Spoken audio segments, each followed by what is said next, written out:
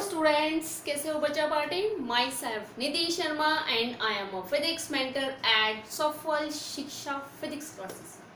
Okay बेटा, now today I am will discuss about the important topic in board exam, JEE mains, JEE advance and especially for NET। बच्चा आज का जो हम topic हम discuss करने जा रहे हैं वो इम्पोर्टेंट टॉपिक है। जैसे सेकंड यूनिट हमारी करंट इलेक्ट्रिसिटी थी। करंट इलेक्ट्रिसिटी में मैंने आपको किरचॉफ लॉ सिखाया था। किरचॉफ लॉ की फिर हमने एप्लीकेशंस की। एप्लीकेशंस में था Wheatstone bridge. Yes, Wheatstone bridge, जिसमें हमने बैलेंस कंडीशंस लगाते हैं P अपन में Q is equal to R अपन में S। बट अब ये जो हमारे पास जो आज का टॉपिक है, इसका नाम है हमारे पास मीटर ब्रिज और slide wire bridge. That is the metre bridge और स्लाइड वायर ब्रिज क्यों कहते हैं इसको, वो आपको सारा डिस्कस इस वीडियो में बताएंगे। Metre bridge and slide wire bridge इसको हम कहते हैं। इसके अंदर जो हमें इम्पोर्टेंट टॉपिक है उसके अंदर हमें मीटर ब्रिज के बारे में बताना है and it's working is based on the principle of Wheatstone bridge. इसकी जो वर्किंग है टोटली व्हीटस्टोन ब्रिज के ऊपर ही आधारित है। मतलब P अपन में Q is equal to R अपन में S when bridge are balance in conditions. अगर वो बैलेंस कंडीशंस में है तो मैक्सिमम बच्चों के इस तरह के क्वेश्चंस वहाँ पे बोर्ड पे न्यूमेरिकल्स नहीं निकलते। तो बिल्कुल इजी मेथड से हम इसको करेंगे, डिस्कस करेंगे इस वीडियो के अंदर, जो आपको बताएंगे। तो जल्दी से बच्चा पार्टी, जहाँ भी आप नोट्स बना रहे हो वहाँ पे फटाफट अपने नोट्स निकालो ताकि अब हम इसको डिस्कस करें। ओके बेटा, फटाफट नोट्स निकालो ताकि मैं आपको पूरे वे से क्लियर से बताऊँ कि इसके अंदर हमारे पास क्या होता है। अब डिस्क्रिप्शंस ध्यान से सुनो। पेपर के अंदर ये हमारे पास प्रिंसिपल वर्किंग आती है व्हीटस्टोन ब्रिज की, तो मीटर ब्रिज की। तो इसके अंदर जरूरी नहीं कि हम कंस्ट्रक्शन करेंगे। आज जो चीज़ मैंने आपको बतानी है वो आप कंस्ट्रक्शंस की फॉर्म में लिख सकते हो। पेपर में कंस्ट्रक्शंस नहीं आती, बट अगर आप लिखना चाहते हो तो लिख सकते हो। ओके बेटा, तो अब देखिए सबसे पहले जो बोर्ड पे आपके पास एक डायग्राम रिप्रेजेंट है, ये डायग्राम किस चीज़ को रिप्रेजेंट कर रहा है। तो सबसे पहले आप ध्यान से सुनिए बेटा, यहाँ पे मैंने आपको तीन यहाँ पे प्लेट लगी हुई है, मेटल की मेटालिक प्लेट लगी हुई है। एक हमारे पास ये है, एक ये है और एक ये है। There are 3 metallic plates. 3 metallics हमारे पास प्लेट्स हैं इसके अंदर, जिसके अंदर 2 मेटल्स की प्लेट जो है वो L शेप की है और एक जो मिडल वाली प्लेट है वो हमारे पास सिंपल बीच में मिडल पे लगी हुई है। ओके बेटा, ब्लैक कलर के जो मैंने निशान लगा रखे हैं, साइन लगा रखे हैं, ये रिप्रेजेंट कर रहे हैं मीटर ब्रिज जो हम प्रैक्टिकली करते हैं। तो इसको ध्यान से समझना क्योंकि प्रैक्टिकल में भी ये यूज होता है। ब्लैक कलर के जो हमारे पास लगे हुए हैं इसको हम कहते हैं स्क्रू। ये एक्चुअल में क्या होता है, एक वुडन का बॉक्स होता है, वुडन का बॉक्स होता है जिसके ऊपर मेटल्स की प्लेट्स लगी होती है, वे फिक्स होती है, उसके ऊपर स्क्रू लगे होते हैं, जिसमें हम जब फिजिक्स का प्रैक्टिकल्स करते हैं तो उसके अंदर वायर को बाउंड करते हैं, वायर को अच्छे से प्रॉपर वे से टाइटली बाउंड करते हैं। ओके बेटा, तो 3 यहाँ पे हमारे पास ये जो लगे हुए हैं, 2 तो एल शेप की प्लेट है और एक मिडल में लगी हुई है। एक यहाँ पे रेजिस्टेंस लगा रखा है जिसको मैंने कैपिटल R लिखा है और साथ में मैंने RB भी लिखा हो। RB is a resistance box. Yes बच्चे, RB is a resistance box भी आप कह सकते हो। कभी कभार ऐसा भी हो सकता है कि हम एक आधा रेजिस्टेंस लगा लें प्रैक्टिकल्स में, या कभी कभार ऐसा भी हो सकता है कि हमने 2-3 की वैल्यू निकाली है तो हम बार बार रेजिस्टेंस नहीं चेंज करते, तो यहाँ पे हम एक रेजिस्टेंस बॉक्स ही लगा लेते हैं जो हमारे पास लैब के अंदर प्रॉपर वे से प्रोवाइड किया जाता है। उसके बाद बेटे X, capital X is a unknown resistance. ये अननोन रेजिस्टेंस है जिसकी वैल्यू हमने इस ऑपरेटर्स के थ्रू प्रैक्टिकली हमने इसको फाइंड आउट करनी है। ये हमारे पास होता है अननोन रेजिस्टेंस। इस रेजिस्टेंस की वैल्यू जो है बच्चे हमने प्रॉपर वे से फाइंड आउट करनी है with the help of metre bridge और स्लाइड वायर ब्रिज। इसकी हेल्प से हमने इसको फाइंड आउट करनी है। ओके बेटा, ठीक है। अब AB जो हमारे पास वायर होती है, जो +2 लेवल पे हमारे पास प्रैक्टिकल होता है व्हीटस्टोन ब्रिज का, मीटर ब्रिज का या स्लाइड वायर ब्रिज का। व्हीटस्टोन ब्रिज जो मैंने आपको न्यूमेरिकल्स करवाए थे वो थ्योरी में अप्लाई होती है, बट अगर आप उसको प्रैक्टिकली अप्लाई करना चाहते हो तो with the help of metre bridge हम उसको अप्लाई करते हैं। ओके, अब +2 लेवल पे जो हमारे पास ये AB वायर होती है, ये टोटल हमारे पास 100 सेंटीमीटर की वायर होती है। ए बी जो हमारे पास होती है, देखो लेट मैंने यहाँ पे कर दिया A B is equal to 100 centimetre कह दो, या फिर आप इसको 1 मीटर लॉन्ग एलोए वायर हम इसको लेते हैं। ओके बेटा, ये हमारे पास एलोए वायर होती है 1 मीटर लॉन्ग। ठीक है, मिडल में हमेशा मिडल का जो पॉइंट होता है वो होता है गैल्वेनोमीटर के साथ अटैच होता है। ध्यान से सुने, गैल्वेनोमीटर के साथ अटैच होता है। गैल्वेनोमीटर के भी 2 पॉइंट होते हैं, पॉजिटिव नेगेटिव। एक पॉइंट को हम मिडिल के साथ कनेक्ट करते हैं और एक पॉइंट को हम इससे कनेक्ट करते हैं। यहाँ पे बच्चे मैंने जे लिखा हुआ है, where is J? J is a jockey. Jockey एक डिवाइस होता है जो गैल्वेनोमीटर के साथ अटैच होता है। फॉर एग्जांपल आप इसको ऐसे ले सकते हैं, जैसे ये जॉकी का काम कर रहा है, इसको हम गैल्वेनोमीटर के साथ अटैच करते हैं और जॉकी को जब हम पकड़ते हैं ना बच्चे, मैक्सिमम बच्चे यूं पकड़ के स्लाइड करते हैं इसको। इसमें हमने क्या करना होता है, जॉकी को वायर के ऊपर स्लाइड करना होता है, तब भी इसका नाम स्लाइड वायर ब्रिज पड़ा है। क्लियर बेटा? स्लाइड वायर ब्रिज इसलिए कहते हैं क्योंकि हम जॉकी को जब इसके साथ अटैच करते हैं, ये पेन टाइप होती है, वायर के ऊपर जब अटैच करते हैं, वायर के ऊपर स्लाइड करते हैं, ए से लेकर बी पॉइंट तक लेके जाते हैं और वहाँ पे हम उसको स्टॉप करेंगे गैल्वेनोमीटर को। वहाँ पे हम जॉकी को स्टॉप कर देंगे वेयर गैल्वेनोमीटर शो 0 डिफ्लेक्शन। जहाँ पे ब्रिज बैलेंस हो गया वहाँ पे गैल्वेनोमीटर शो करेगा 0 डिफ्लेक्शन, एंड जहाँ वो 0 डिफ्लेक्शन शो करता है वहीं पे हमने जॉकी को क्या कर देना, स्टॉप कर देना है। जॉकी को जैसे हम स्टॉप करते हैं तो फिर यहाँ पे हमारे पास एक मीटर ब्रिज भी लगा होता है, मतलब मीटर रॉड भी लगा होता है। आप इसको यहाँ पे हम उसको कंप्लीट बना देते हैं। यहाँ पे हमारे पास एक स्केल भी फिट होता है, ये इसकी रीडिंग दे रखी है आपको। इसको समझाने के लिए मैंने इसको ऐसे बना दिया प्रैक्टिकली, तो बच्चे आप करोगे तो वो आपको ज़्यादा पता लगेगा। ये इसके हमने डिविजन ले लिए। अब इसको मीटर रोड या मीटर ब्रिज इसलिए कहा जाता है क्योंकि यहाँ पे एक स्केल होता है, ये रीडिंग नोट करता है मीटर के फॉर्म में। ये रीडिंग जो होती है 0 से लेकर 100 तक होती है, दोनों साइड में दी होती है। कई बच्चे बी से ए की तरफ स्लाइड करते हैं, कई बच्चे ए से बी की तरफ स्लाइड करते हैं। बच्चे कहीं से भी स्लाइड करो, हमें इससे कोई लेना देना नहीं, दोनों तरफ रीडिंग मेंशंस होती है, उसे ए टू बी करो या बी टू ए करो। ओके बेटा, उसके बाद हम इसलिए अब आपको दोनों नाम क्लियर हो गए कि मैंने यहाँ पे 2 नाम क्यों रखे। मीटर ब्रिज या मीटर रोड इसलिए कहते हैं क्योंकि यहाँ पे एक मीटर की एक स्केल लगा होता है, वुडन का ही स्केल लगा होता है जो उस बोर्ड के ऊपर पूरा फिक्स होता है और उसी के ऊपर वायर लगी होती है और जिसपे हम उसको स्लाइड करते हैं जॉकी को, तभी इसका नाम स्लाइड वायर ब्रिज पड़ा है। ध्यान से सुनते रहिए। और मीटर रॉड से हम इसकी, मीटर ब्रिज से, स्केल से हम इसकी रीडिंग नोट करते हैं, इसलिए हम इसको मीटर ब्रिज कहते हैं। ओके बेटा, उसके बाद हमने क्या करना होता है, हम एक रेजिस्टेंस, आपको लैब में क्या होगा, प्रैक्टिकली क्या होता है, एक रेजिस्टेंस आपको दे दिया, उस रेजिस्टेंस के ऊपर का लेबल हटा देते हैं। आपको नहीं पता कि वो 2 ओम का रेजिस्टेंस है या 1 ओम का रेजिस्टेंस है या 3 ओम का रेजिस्टेंस है, उसको हम एक जगह पर फिक्स कर देते हैं और टीचर आपको कहता है find out the unknown resistance, find out the value of unknown resistance. उसकी वैल्यू को हमने फाइंड आउट करना है। तो with the help of metre bridge या फिर स्लाइड वायर ब्रिज, तो हम उसमें उसको फिक्स करते हैं।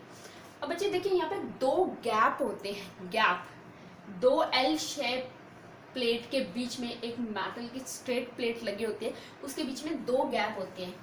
एक गैप पे तो हम लगाते हैं नॉन रेजिस्टेंस, यस, एक गैप पे हम लगाएंगे नॉन रेजिस्टेंस जिसकी वैल्यू हमें पता होगी कि हमने क्या लगाया है, 2 ओम की वैल्यू है, 3 ओम की वैल्यू है या 1 ओम की वैल्यू है। और एक गैप पे हम लगाएंगे अननोन रेजिस्टेंस, वो अननोन रेजिस्टेंस जो आपको टीचर्स ने लिया है, जिसका लेबल उतार रखा है, आप उसकी वैल्यू को फाइंड आउट करके देख रहे हो कि उसकी एक्चुअल में वैल्यू क्या है। Okay, got it. तो अब इसमें जो रीडिंग लेनी होती है हमने बेटा, इसमें रीडिंग हमने जो लैब में लेते हैं, हम तो वहाँ पे 5-6 रीडिंग लेते हैं। 5-6 रीडिंग लेने के बाद उस रीडिंग्स का मीन निकाल देते हैं। मीन निकालने के बाद फाइनली हमारे पास एक रेजिस्टेंस आ जाता है, वो हमारे पास एक एवरेज रेजिस्टेंस की वैल्यू होती है, जिसको हम अप्रॉक्सीमेटली बता देते हैं कि ये 2 ओम का रेजिस्टेंस है, 1 ओम का रेजिस्टेंस है, किस तरह का रेजिस्टेंस। ओके, तो अब बात आती है कि हमने इसको कैसे करना है, किस हिसाब से करना है। तो इसके अंदर हमारे पास मिडल में मैंने आपको बताया गैल्वेनोमीटर, गैल्वेनोमीटर की पोजीशन जो होती है बच्चे मिडल में ही होती है, इसको हम कहीं और नहीं लगा सकते पूरे मीटर ब्रिज में सिर्फ एक ही पोजीशन दे रखी है जो मैंने ग्रीन से दिखा रखा है। ये जो स्क्रू होता है ये गैल्वेनोमीटर का होता है, तो गैल्वेनोमीटर को हम इसके अकॉर्डिंग लगाते हैं। ओके, अब हमने क्या करना है, अब हमने फाइनली इसको करना है। अब सबसे पहले आपको मीटर ब्रिज पता होना चाहिए। Metre bridge slide wire bridge क्या होता है? It is the simplest practical application of Wheatstone bridge. It is the simplest practical applications of Wheatstone bridge and that is used to measure unknown resistance. Yes, ये इसका क्या काम है? That is used to measure unknown resistance. रफली तो आपको पता है, थ्योरी के हिसाब से तो आप सिंपल फॉर्मूला लगा के अननोन रेजिस्टेंस निकाल लेते हो, बट अगर हमें प्रैक्टिकली निकालना है तो with the help of metre bridge या स्लाइड वायर ब्रिज हम इसको सॉल्व कर सकते हैं। अब आते थे इसका प्रिंसिपल क्या है। प्रिंसिपल आपके सामने है। Its working is based on the principle of Wheatstone bridge. ये Wheatstone bridge पे अप्लाई होता है, Wheatstone bridge के लिए। And when the bridge is balanced, अगर वो balance conditions में है, then P अपन में Q is equal to R अपन में S। कंस्ट्रक्शंस मैंने आपको बता ही दिए हैं, कंस्ट्रक्शंस जो है आपको मैंने बता ही दिए। अब आती है हम इसकी वर्किंग। वर्किंग हमने कैसे करनी है, वर्किंग के ऊपर फोकस करते हैं। बच्चे ध्यान से समझना है इसकी वर्किंग हमारे पास क्या होती है।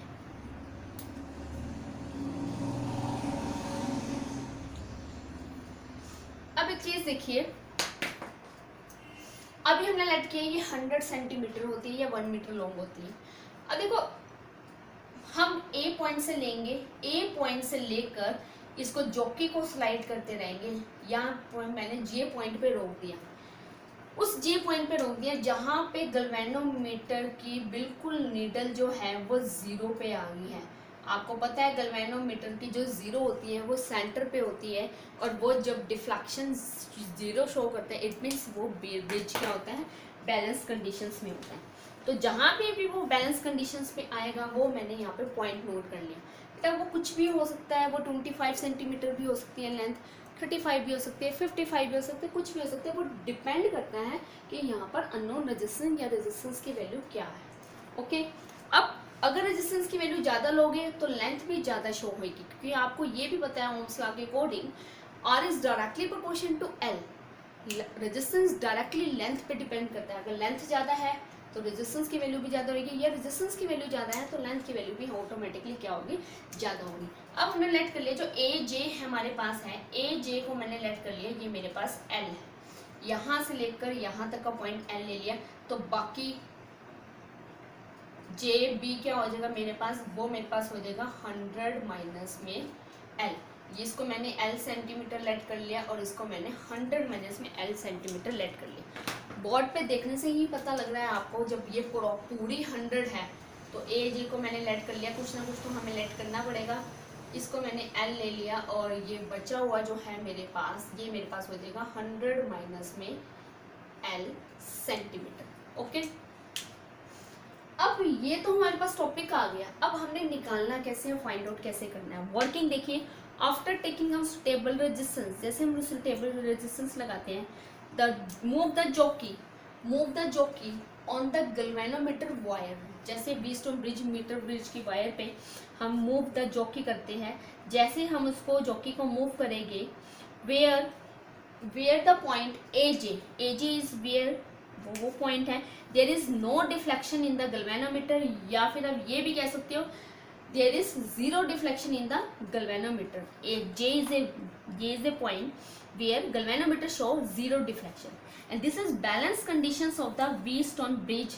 ठीक है बेटा, अब यहाँ पे ये पी ओपन में क्यों, आर ओपन में एस का क्या जोड़ने वाला है, बच्चे समझते क्या है ये पी ओपन में क्यों। बच्चे एक किस्म से पी का काम कर रहा है और उसके सामने एग्जैक्ट जो भी लेंथ आ रही है वो उसकी क्यू है, ये आर है, ये एस है। हमने जो वैल्यू लेने, ध्यान से सुनो, पी क्यू आर एस, ये आर अपन में एस है, ये पी अपन में क्यू है। इसके अकॉर्डिंग हमने इसकी प्रॉपर वे से वैल्यू लेनी है जो आपको बोर्ड पे मेंशंस कर रखी है।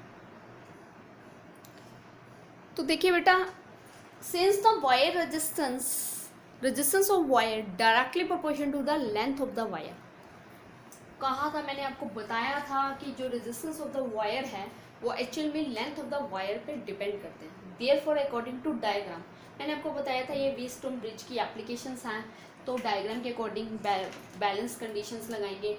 P अपन में Q is equal to R अपन में S। अभी मैंने आपको बताया था कि ये P है, उसके सामने वाली लेंथ एक किस्म से लेंथ एक रेजिस्टेंस का काम कर रही है।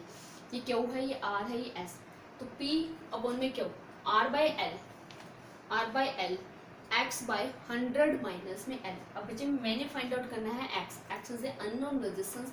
तो फाइनली इसको क्रॉस मल्टीप्लाई किया और हमारे पास जो आंसर आया X is equal to 100 minus L upon में एल एंड ब्रैकेट को क्लोज एंड मल्टीप्लाई में कैपिटल आर। मेंशन कर रखा है नोइंग एल एंड आर।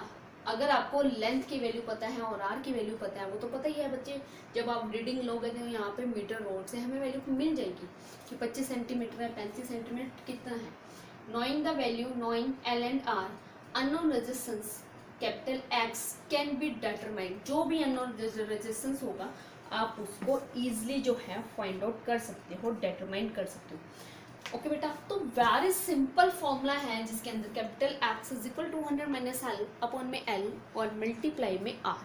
तो ये कि बेस्ट न्यूमेरिकल वे में भी आप ले सकते हो, कॉम्पिटिशन लेवल में भी आता है। तो इस तरह का आपको 101% वहाँ पे टॉपिक मिलेगा ही मिलेगा। ओके बेटा, गॉट इट। अब इसमें हमारे पास एक आ जाता है डिटरमिनेशन ऑफ रेजिस्टिविटी। इसमें हमें रेजिस्टिविटी भी निकालनी आ जाती है। सिंपल सी बात है कि अगर आपने उसकी रेजिस्टिविटी निकालनी है तो आपको अगर रेजिस्टेंस की वैल्यू पता तो आप रेजिस्टिविटी निकाल सकते हो। तो कैसे निकालेंगे अब उसको ध्यान से देखिए। जो अगर मैंने इसकी रेजिस्टिविटी निकालनी है तो हम उसको कैसे निकालेंगे।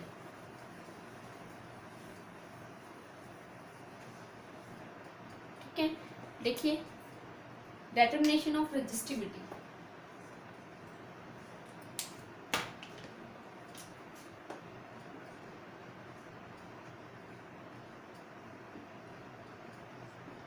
Determinations of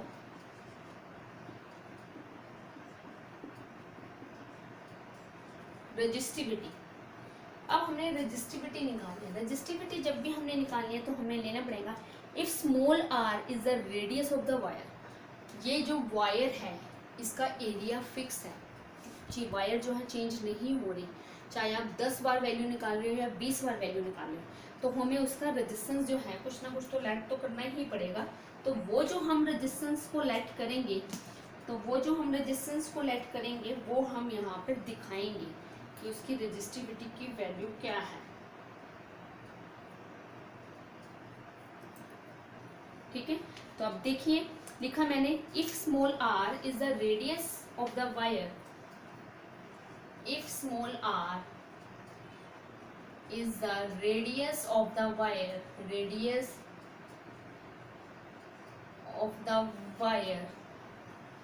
and small l dash लिया हमने, small l dash its length, okay, then resistivity of its material, then resistivity of a material will be resistivity का फॉर्मूला लगाएंगे। आपको पता है रेजिस्टिविटी हमारे पास क्या होती है, रेजिस्टिविटी होगी रो आर। अब रेजिस्टिविटी में जो हमारे पास रेजिस्टेंस लगेगा, हमारे पास एक चीज ध्यान से सुनिए, ऊपर होता है आर मल्टीप्लाई में ए डिवाइड बाई एल होता है। बट अब रेजिस्टिविटी में आर ये वाला नहीं लगेगा, रेजिस्टिविटी में टॉपिक यही है, रेजिस्टेंस की वैल्यू ये लगेगी। तो रेजिस्टिविटी एक्स, एल एरिया तो ए है हमारे पास और एल की जगह पे मैंने ले लिया एल डैश। ओके, फॉर्मूला पता है आपको रेजिस्टिविटी का, मेरे को पता है रेजिस्टिविटी हमारे पास होती है आर रेजिस्टेंस मल्टीप्लाई में एरिया डिवाइड बाई लेंथ होती है। तो बट यहाँ पर जो रेजिस्टेंस की वैल्यू है वो लगती है जो अननोन रेजिस्टेंस निकालते हैं। एरिया की जगह पे एरिया ही आएगा और लेंथ की जगह पे जो आपने लेंथ कंसीडर कर रखी रो। तो finally therefore rho is equal to x, a की जगह पे एरिया लगाया। एरिया क्या होता है बच्चे, एरिया किसी का मुझे एरिया निकालना है तो एरिया होगा पाई आर स्क्वायर। तो मल्टीप्लाई में आ गया मेरे पास पाई आर स्क्वायर एंड डिवाइड में एल डैश। तो फाइनली मेरे पास ये हमारे पास रेजिस्टिविटी आ गई। तो इससे हम इसको इजीली फाइंड आउट कर सकते हैं। अब न्यूमेरिकल्स भी जो इस पे आते हैं बिल्कुल सिंपल से न्यूमेरिकल्स आते हैं कि इजीली आप उसको फाइंड आउट कर सकते हैं। देखो बच्चा कितना इजी है ये बिल्कुल टॉपिक, जिसपे हम न्यूमेरिकली भी उसको फाइंड आउट कर सकते हैं। बिल्कुल ही इजी वे में हम इसको फाइंड आउट करेंगे। अब बात आती है कि न्यूमेरिकल कैसे आता है, किस तरह का न्यूमेरिकल्स आता है। ठीक है, अब हम इस पे एक टॉपिक पे एक न्यूमेरिकल्स भी आपको करके दिखाते हैं कि न्यूमेरिकल्स अगर आएगा तो हमने किस ढंग से करना है, किस तरह से करते हैं। ओके बेटा, देखिए बेटे बोर्ड पे जो हमारे पास न्यूमेरिकल गिवन है उसको ध्यान से देखिए। तो सिंपल न्यूमेरिकल्स है, अगर आप प्रॉपर वे से ध्यान से स्टेटमेंट, मैक्सिमम बच्चे जो होते हैं क्या करते हैं, स्टेटमेंट को देख के क्या करते हैं, छोड़ देते हैं। बिल्कुल सिंपल न्यूमेरिकल है। देखिए बेटा, इन द गिवन सर्किट, ये आपको सर्किट डायग्राम दे रखा है already. Calculate the value of unknown resistance, एक तो हमने निकालना है अननोन रेजिस्टेंस एक्स की वैल्यू। अब x आपको लेफ्ट हैंड साइड पे दे रखा है, ना कि राइट हैंड साइड पे, तो इससे हमें कोई लेना देना नहीं, लेफ्ट पे हो या राइट पे हो। आपको पता है हमने तो सीधा फॉर्मूला लगाना है P/Q is equal to R/S। And दूसरा हमने निकालना है current drawn from the battery, मतलब 6 वोल्ट की बैटरी से पूरे सर्किट के अंदर करंट जो ड्रॉन हो रहा है, घूम फिर के आ रहा है, वो कितना आ रहा है वो निकालना है from the battery of negligible internal resistance. आपको पता है सेल का, बैटरी का इंटरनल रेजिस्टेंस होता है, बट उसने क्लियर कह दिया कि वो जो रेजिस्टेंस है नेग्लिजिबल है, मतलब वो ना के बराबर है। साथ में आपको सर्किट में प्रॉपर वैसे गिवन दे रखा है, अननोन रेजिस्टेंस की वैल्यू x है, एक नॉन रेजिस्टेंस की वैल्यू है 6 ओम। x के सामने जो लेंथ दे रखी है वो 40 सेंटीमीटर है। और फाइनली अंडरस्टैंडिंग है जो दूसरी वाली लेंथ होगी वो 100 माइनस एल होएगी। 100 माइनस एल मतलब वो 60 सेंटीमीटर है। अगर नहीं भी दी होएगी तो भी हम उसको इजीली निकाल सकते हैं। बैटरी की भी वैल्यू दे रखी है। अब बैटरी की वैल्यू इसलिए दे रखी है क्योंकि मुझे टोटल करंट निकालना है, क्योंकि आपको पता है करंट का फॉर्मूला क्या होता है, capital I is equal to capital V/R। तो सबसे पहले तो हम अननोन रेजिस्टेंस की वैल्यू को फाइंड आउट करते हैं, बाद में हम देखेंगे कि क्या आंसर निकलेगा। ओके बेटा, देखिए सॉल्यूशंस लिया, सॉल्यूशंस में फॉर्मूला लगाया P/Q is equal to R/S। ठीक है, गिवन लिख सकते हो, अगर कभी पेपर में आता है तो पेपर में गिवन लिखना है। गिवन में आप लिख सकते हो नॉन रेजिस्टेंस, नॉन रेजिस्टेंस जो आप ले रहे हो वो हमारे पास क्या है, 6 ओम है। ये P है, ये Q है, ये R है, ये S है। तो ये P और R की वैल्यू ले लेते हैं। नॉन रेजिस्टेंस को हम R मान लेते हैं। R मेरे पास दे रखा है 6 ओम, ठीक है बेटा। और P मेरे पास दे रखा है X, जिसको हम ले रहे हैं अननोन रेजिस्टेंस। L की वैल्यू दे रखी है मेरे को 40 सेंटीमीटर और 100 माइनस में L मेरे को दे रखा है 60 सेंटीमीटर। ओके बेटा, उसके बाद वैल्यू लगाई P/Q is equal to R/S। ये फॉर्मूला लगाया, फॉर्मूले में देखो ये P है, ये Q है, मतलब X/40 6/60 है। ओके, क्लियर है। अब मैंने क्या करा, अब मुझे क्या निकालना है, मुझे x निकालना है, तो इसको ऊपर मल्टीप्लाई कर दिया। x हो गया मेरे पास 6 मल्टीप्लाई में 40 डिवाइड बाय 60। 0 से 0 कैंसिल हो गया एंड 6 से 6 कैंसिल हो गया। तो फाइनली जो x की वैल्यू आ गई मेरे पास, वो आ गई मेरे पास 4 ओम। अननोन रेजिस्टेंस की वैल्यू आ गई हमारे पास 4 ओम। क्लियर है बेटा, बिल्कुल इजी मेथड से मैंने इसको फॉर्मूले को निकालना है। अब बात आई कि टोटल EMF, टोटल करंट निकालना है, वो हम कैसे निकालेंगे। अब खुद ध्यान से देखिए बेटा, मुझे टोटल रेजिस्टेंस पता होना चाहिए और उसके बाद हम टोटल वोल्टेज निकालेंगे। ओके, अब आप देखिए मुझे टोटल करंट निकालना है, तो मान लो current drawn from the battery. अगर मैं टोटल करंट निकाल लूँ तो total current capital I equal होगा, ऊपर आएगी हमारे पास टोटल EMF, ये मेरे पास होगा टोटल EMF, या वोल्टेज लिख सकते हैं, अपॉन में नीचे होगा मेरे पास total resistance given in the circuit. Clear है? यहाँ बच्चे थोड़ी मार खा जाती है, थोड़ी गलती कर देते हैं। अब टोटल ईएमएफ तो आपको दे ही रखा है कि ये हमारे पास 6 वोल्ट है। अब टोटल रेजिस्टेंस क्या है? ये बेटा जो रेजिस्टेंस आपको दे रखे हैं वहां बच्चों को ये नहीं समझ में आता कि ये एक्चुअल में रेजिस्टेंस सीरीज में है या पैरेलल में। अब खुद देखिए बेटा, बीच में ज्वाइंट है, गैल्वेनोमीटर अटैच कर रखा है। अगर गैल्वेनोमीटर अटैच नहीं कर रखा था वो बात अलग थी। तो फाइनली ये अलग अलग लगा रखा है, गैल्वेनोमीटर अटैच है तो बीच में ज्वाइंट है। तो ये रेजिस्टेंस किस में है?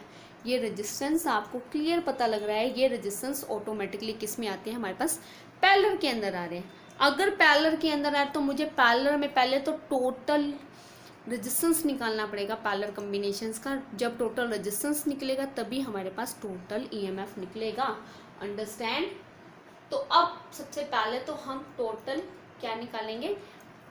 हम सबसे पहले टोटल रेजिस्टेंस निकालेंगे। जब टोटल रेजिस्टेंस हमारे पास निकल जाएगा फिर उसके बाद हम उसका टोटल करंट निकालेंगे। तो आइए बेटा अब इसको हम रब कर देते हैं। जो चीज़ की ज़रूरत नहीं है वो हम इसको यहाँ पे रब कर देते हैं। अब देखिए, टोटल मैंने निकाला, टोटल रेजिस्टेंस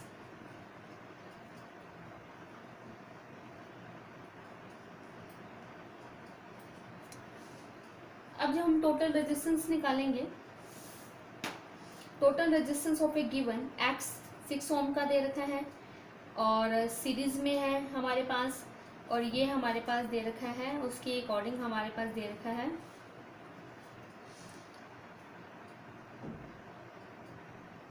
एक चीज़ मैं और बताऊं बच्चे। अब बात आती है कि यहाँ पे टोटल रेजिस्टेंस कैसे निकलेंगे। एक चीज़ मैंने आपको और भी बताई थी, ये तो है ही हमारे पास, ये भी तो एक रेजिस्टेंस की फॉर्म में ही है। क्या रेजिस्टेंस की फॉर्म में है? ये जो आपको 40 और 60 दे रखा है बेटा, ये भी तो हमारे पास एक रेजिस्टेंस की फॉर्म में है। अब बात आती है कि हम ऊपर को तो जोड़ देंगे, नीचे वाले का क्या करेंगे? ऊपर तो हमारे पास 10 आ गया, तो नीचे वाले को हम कैसे जोड़ेंगे? अब उसको जोड़ने के लिए आपको प्रॉपर वे से आपको बताना पड़ेगा कि किस फॉर्म में हम उसको जोड़ेंगे। तो देखिए बेटा, अब जो हमने टोटल रेजिस्टेंस निकालना है, क्वेश्चंस में हमारे से पूछा गया है current drawn from the battery. पूरे सर्किट का करंट निकालना है। ये जो करंट आई है ये पूरे सर्किट में घूमकर आ रहा है। अगर ये नहीं पूछा होता, वैसे ही टोटल रेजिस्टेंस पूछा हुआ था तो टोटल रेजिस्टेंस ये 4 ओम है, ये 6 ओम है, दोनों सीरीज के अंदर है क्योंकि ये सीरीज का कनेक्शन दिख रहा है आपके पास, तो आपका करेक्ट आंसर आता है 10 ओम। बट अब यहाँ पे मैंने आपको कहा था जो यहाँ पे ए बी वायर है, ये ए बी वायर भी एक किस्म से रेजिस्टेंस का काम कर रही है। अगर वो रेजिस्टेंस का काम कर रही है तो ये रेजिस्टेंस भी काउंट होगा और ये रेजिस्टेंस भी काउंट होगा, क्योंकि एक किस्म से ये रेजिस्टेंस ही है, क्योंकि ये व्हीटस्टोन ब्रिज भी अप्लाई है, पी अपन में क्यू है, ये आर अपन में एस है। तो अब देखिए मैंने 2 रेजिस्टेंस निकाले पूरे सर्किट के अकॉर्डिंग। एक तो हमारे पास आया total resistance of the wire, wire का टोटल रेजिस्टेंस बच्चे हमारे पास 100 ओम है, 40 और 60 टोटल हमारे पास कितना हो गया 100 ओम। ये तो मोटा मोटा 100 ओम आ गया। अब एक आया हमारे पास कि टोटल रेजिस्टेंस ऑफ एक्स, एक एक्स का एंड 6 ओम का टोटल रेजिस्टेंस क्या है। एक्स की वैल्यू आपने फाइंड आउट की थी 4 ओम थी और इसकी वैल्यू हमारे पास क्या थी 6 थी, तो वो हमारे पास आएगी 10 ओम। बट ये आपस में क्या है, ये सीरीज नहीं है, आपस में क्या है पैरेलल है, तो पैरेलल की फॉर्म में निकालेंगे। तो फाइनली देयरफॉर जो पैरेलल का इक्विवेलेंट रेजिस्टेंस है, आप इसको इक्विवेलेंट रेजिस्टेंस भी आप इसको ले सकते हो, equivalent resistance of the circuit. Okay बेटा, तो 1/RP इज इक्वल टू 1/100, एक ये 100 लगेगा एंड प्लस 1/10, पैरेलल के अंदर यही निकलता है। तो 1/RP 100 बचे, एलसीएम आ गया, ऊपर 100 के टेबल में 100 1 पे जाएगा, 10 के टेबल में 100 10 पे जाएगा। ओके, ऊपर आ गया 11, नीचे आ गया 100। अब ये 1/RP की वैल्यू है तो मुझे टोटल रेजिस्टेंस चाहिए, मुझे अपॉन की फॉर्म में नहीं चाहिए, तो मैंने उसको आरपी की फॉर्म में कन्वर्ट कर दिया, तो आरपी हो गया 100/11। फाइनली मेरे पास टोटल रेजिस्टेंस भी आ गया, टोटल ईएमएफ भी आपको यहाँ पर गिवन दे रखा है, और फाइनली अब मुझे करंट निकालना है। तो करंट होगा वोल्टेज अपॉन में रेजिस्टेंस। वोल्टेज का फॉर्मूला है 6, आरपी की वैल्यू लगाई, 100/11 को ऊपर किया, फाइनली सोल्व आउट करके हमारे पास आंसर आ गया। Current drawn from the circuit capital I is equal to 0.66 ampere, that is 0.66 ampere. तो बेटा इस तरह के क्वेश्चंस आते हैं वहाँ पे, और अननोन रेजिस्टेंस वाले क्वेश्चंस बहुत ज़्यादा आएंगे। तो इस तरह के आपने क्वेश्चंस करने हैं, प्रैक्टिस करनी है, और 101% टॉपिक आएगा ही आएगा। तो आज का हमारा टॉपिक ये है, वेरी वेरी इंपॉर्टेंट है। अगर आपको क्लियर समझ में आया, अगर बच्चे आपको मेरी वीडियोस अच्छी लगती हैं, समझ में आती है, तो ज़्यादा से ज़्यादा वीडियो को लाइक करो, शेयर करो एंड सब्सक्राइब्स करना मत भूलो। वीडियो का लिंक आपके सामने नीचे दे रखा है, तो उसको ज़्यादा से ज़्यादा शेयर करो। ओके बेटा, stay home, stay safe. Thank you for watching my video.